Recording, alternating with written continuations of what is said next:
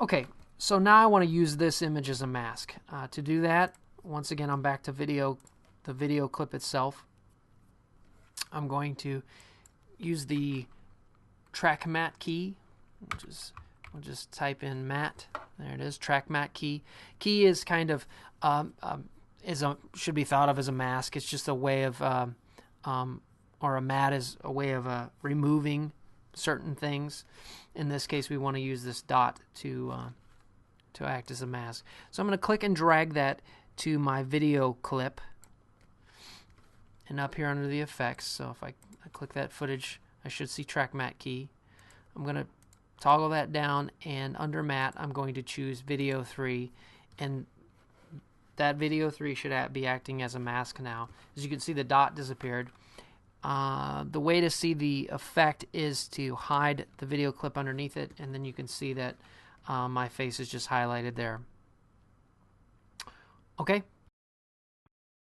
Now for the mosaic effect. So under effects, just start typing in mosaic. Not to be confused with these mosaic in and out, just mosaic under the stylized category. Click and drag that once again to our video 2 clip. If you look here in the preview window, it is making all my footage into little squares. We probably want more squares than that, so let's go up to our effects control under mosaic and change the horizontal blocks to about 50 or 60 and the vertical blocks to about 50 or 60, and you can see it just makes little squares out of that footage. So that's acting as our hider of my identity.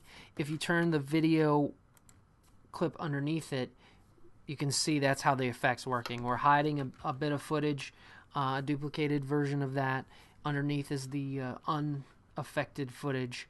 So you can see how that effect is achieved.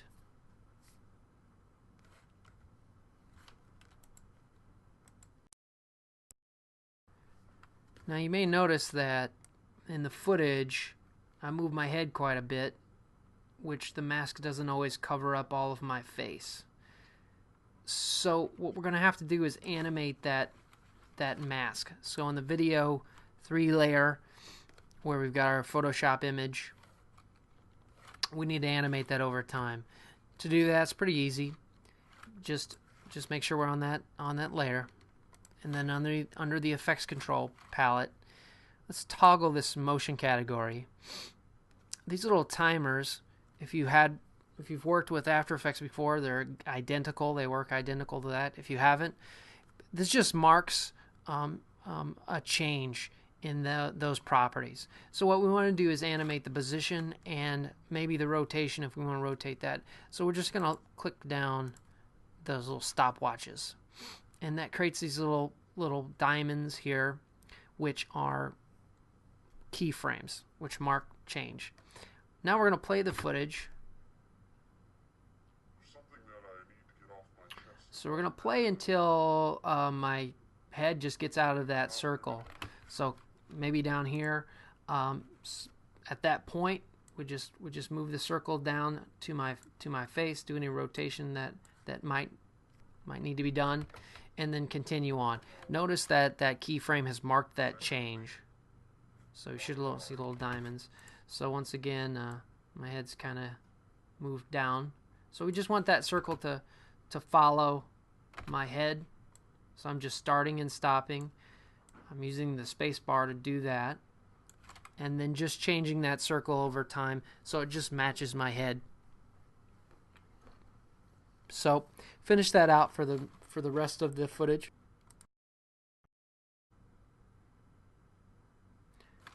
Now that that's done, let's go ahead and create another sequence. I'm a big fan of this. That way we can keep things separate.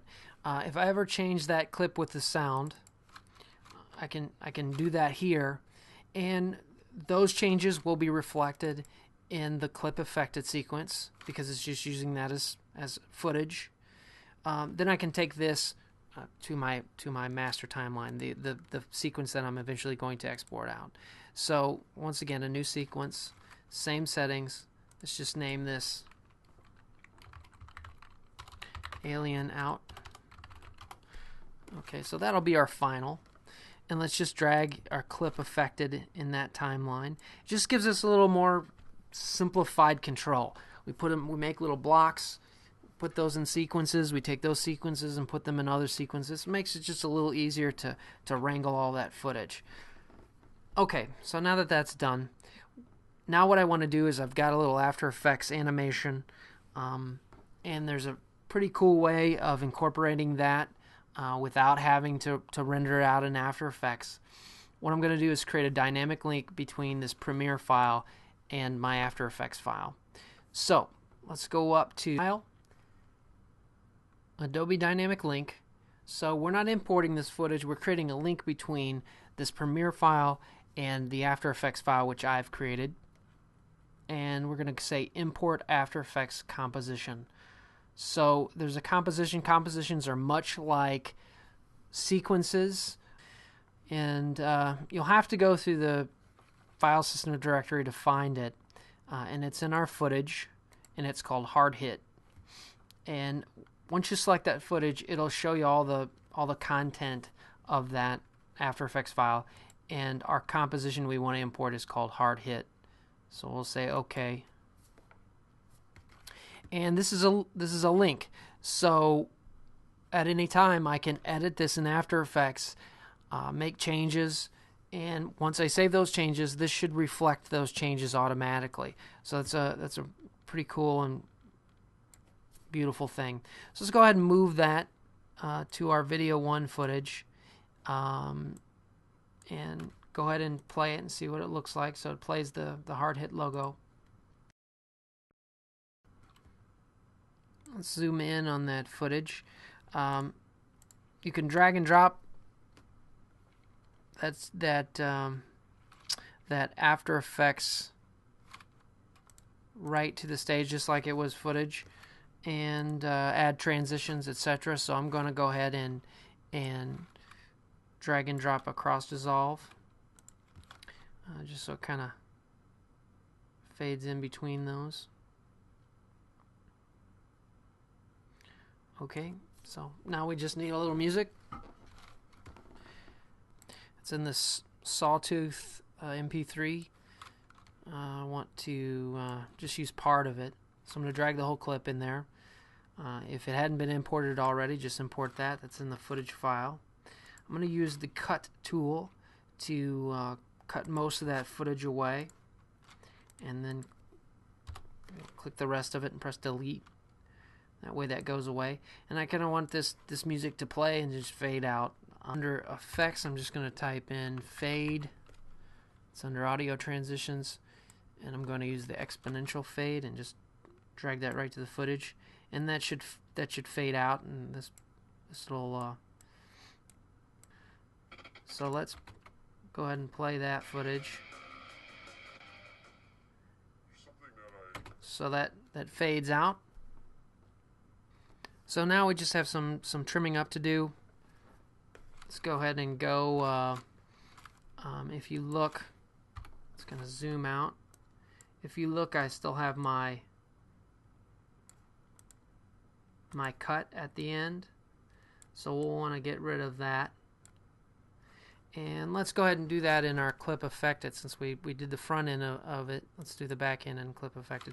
So we can go back here and find the end, which seems to be about 212. Let's grab all that footage and just shorten it to about 212. That's the end of that.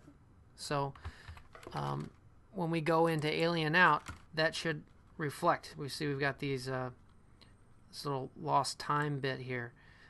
So that's a neat thing, that you can edit that footage in a sequence, and then that any sequence that lives in will have that represented there. So last thing we want to do is fade this out to black. So that's an easy one.